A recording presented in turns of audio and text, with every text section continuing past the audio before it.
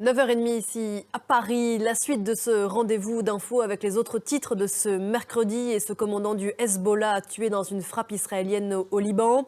On parle de l'un des plus hauts responsables tués depuis le début du conflit. Le décryptage des signaux en provenance du Proche-Orient est compliqué à nouveau en ce milieu de semaine. Le Hamas a bien donné sa réponse au plan de trêve proposé par Joe Biden.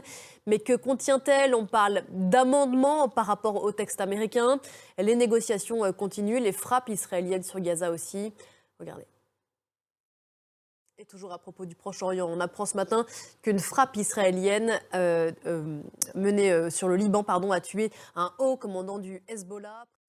Autre région du monde, autre guerre, 840e jour de conflit en Ukraine. La Russie qui a lancé une attaque aérienne contre Kiev. Ce mercredi matin, on attend plus de précisions.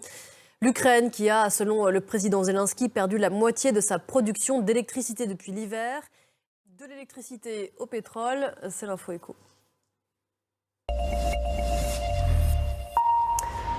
Avec vous, Christophe Dansette. Bonjour Christophe. Bonjour Pauline. Et le Sénégal qui est entré depuis quelques heures dans le club très fermé des pays producteurs d'hydrocarbures. La nouvelle, elle était attendue. Merci beaucoup Christophe. Avant de prendre le large des côtes sénégalaises et d'aller au Cap-Vert, on va revenir quelques instants sur l'un des titres de l'actualité politique de ce mercredi ici en France, la conférence de presse du président Macron. Le chef de l'État est très attendu, 72 heures après qu'il a provoqué un séisme politique en annonçant la dissolution de l'Assemblée nationale. Conférence de presse devant 200 journalistes. On y annonce le Premier ministre Gabriel Attal, une vingtaine de ministres et Clovis Casali qui va suivre l'événement pour nous. Écoutez-le.